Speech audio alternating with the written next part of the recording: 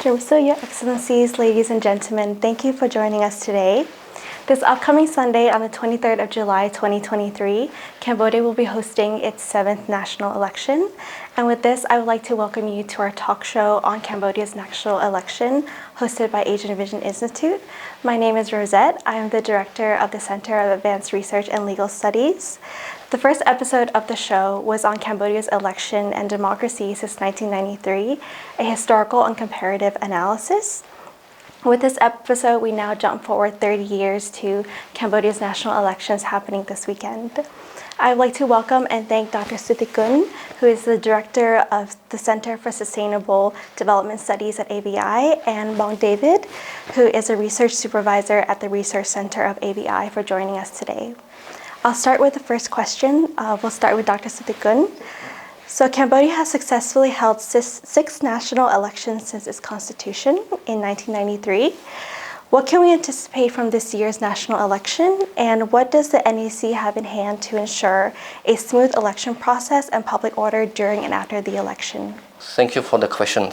I think we have already known that the election in 1993 that was supported by the United Nations, and that is the first election after the Civil War.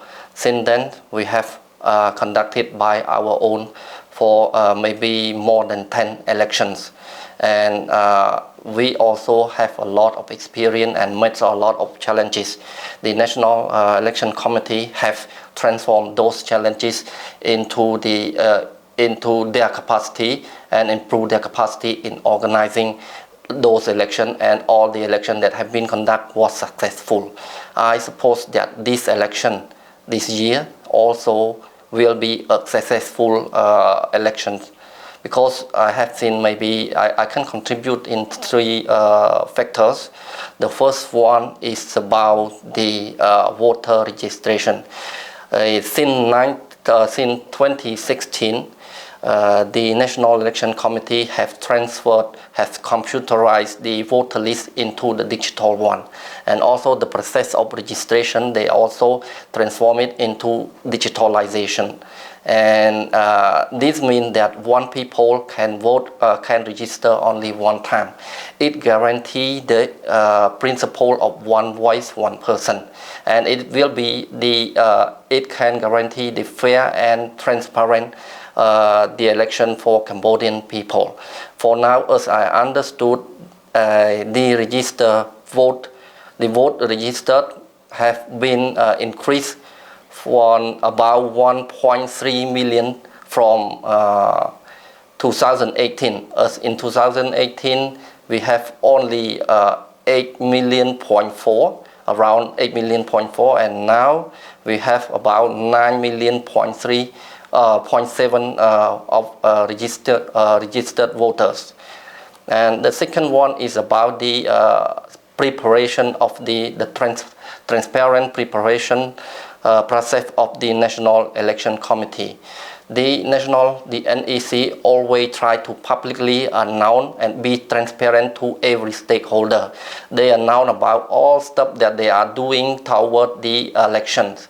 The big example we can see about the invitation, the publicly announced invitation for the civil society institution and political party to participate in the process and witness about the picking up number order for to put in the ballot for all political party, and also in other events like the printing ballots. They take all the observer from the civil society institution to go to the printing house to see how they print those ballots. And also they are trying to increase the capacity, the ability of the observer. They do the training for local observers that have been registered with the NEC for this election. And as I know, this today news, they announced that more than 90,000 observers have been registered for this election 2023. And the third factor I suppose that about this experience. So the national election staff, they gain a lot of experience in organizing the election from the national level down to the grassroots. They know well how to do it, and they got the experience what can happen in this election process and how to deal with it.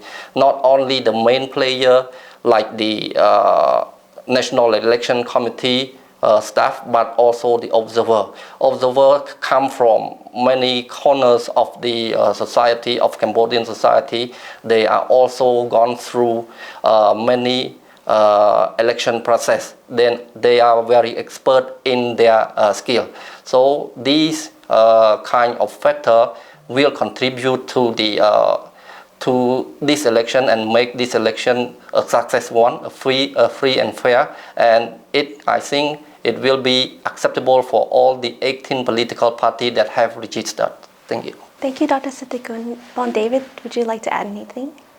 From my own observations, I've seen that during the pre-elections, we can see that all political parties has been freely conducting their election campaigns in a very friendly, peaceful and stable environment. And especially from what I've noticed is that there's a lot of youth participation in the election campaigns.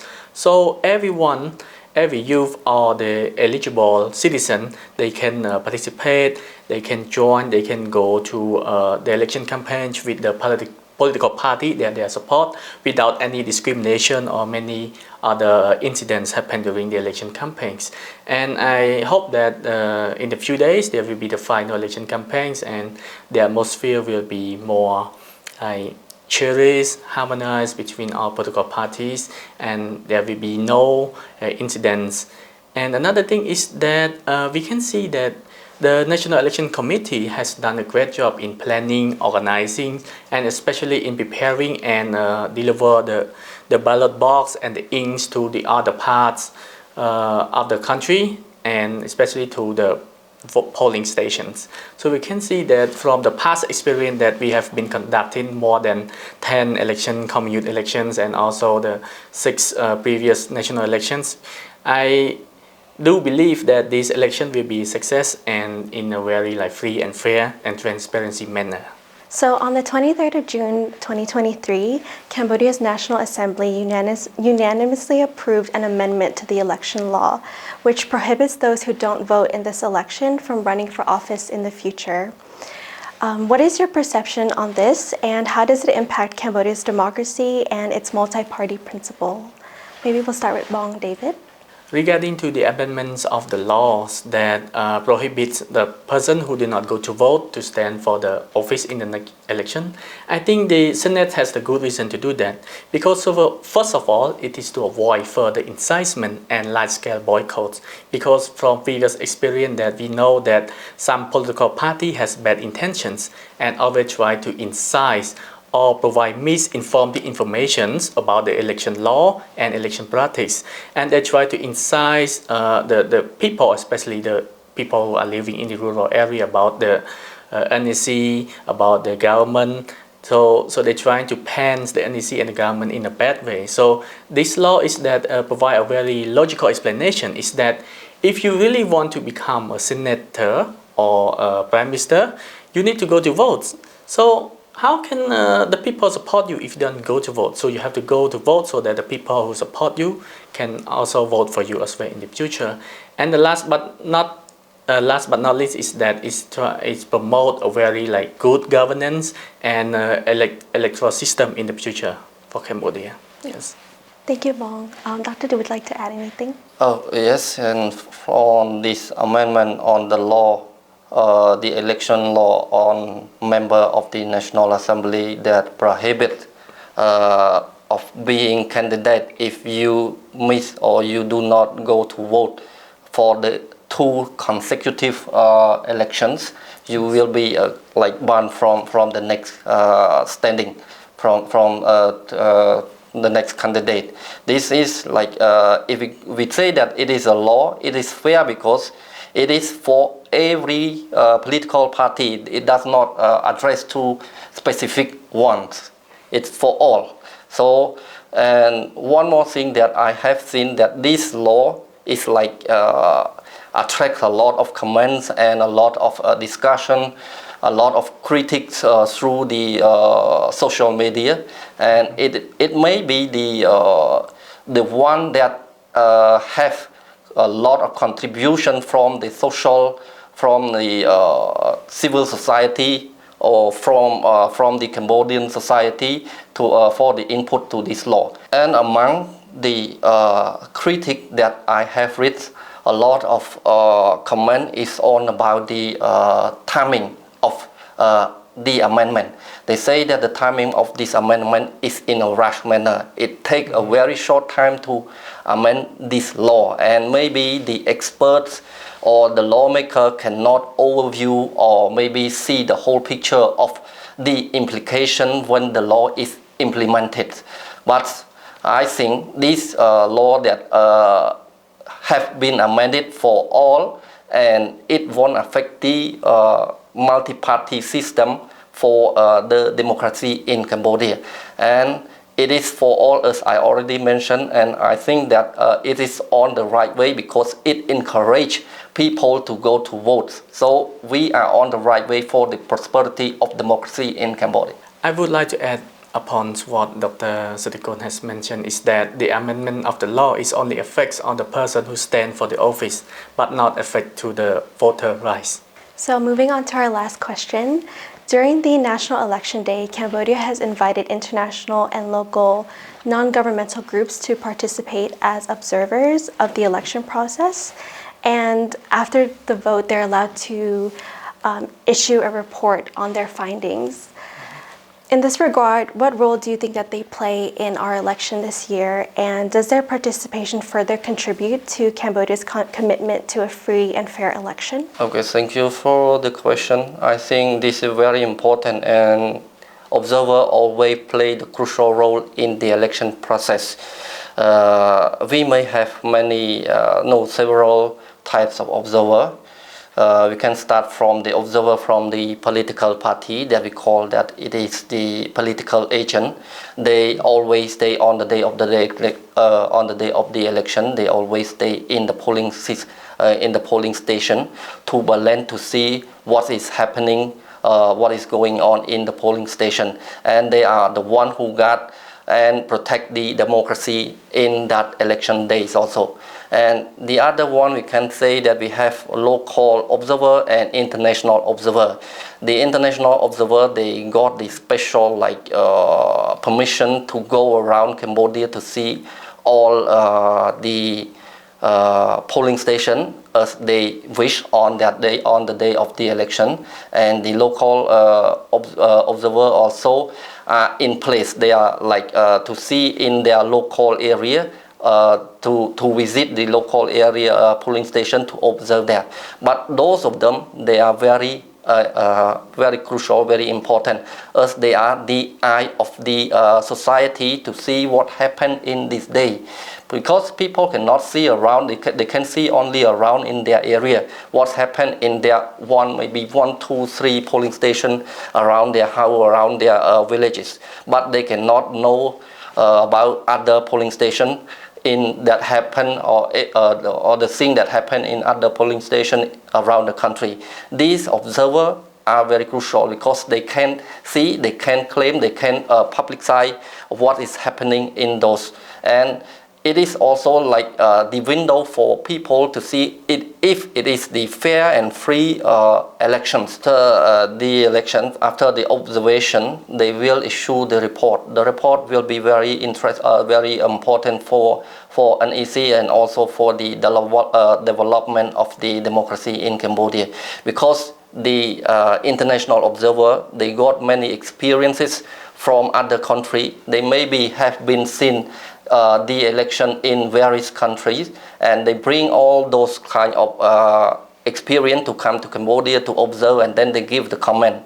And with those comments, we can improve our election process, the organization of elections, and also we can improve our democracy. Thank you. Regarding to this participation of the observers, so far from what I've read on the news is that around like 8,800 observers, both local and international, has been registered and will participate in this 23rd July elections. So the roles and the responsibility of the observer is that first of all, they are the eyewitnesses for the elections, and second is that they are here to protect any intimidations and during the electoral process. So it means that after the observation, after what they have done during the elections, they wrote the report, they will write the reports, and this report is very important because it has shown that what was happening during the elections and how the Cambodians have conducted election, whether or not it is free and fair or transparency or not. So these observers are very crucial in contributing the health of liberal democracy in Cambodia.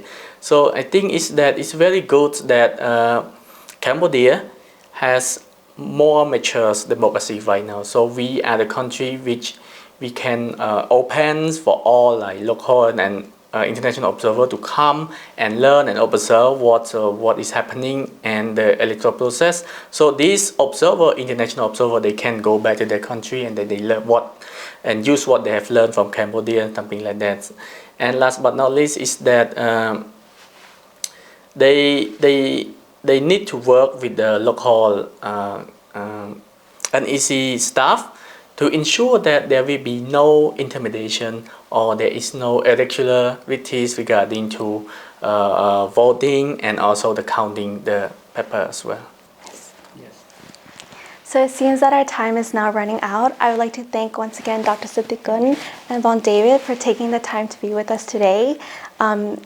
It was a very fruitful and valuable discussion. And this is now the end of episode 2. Thank you and goodbye.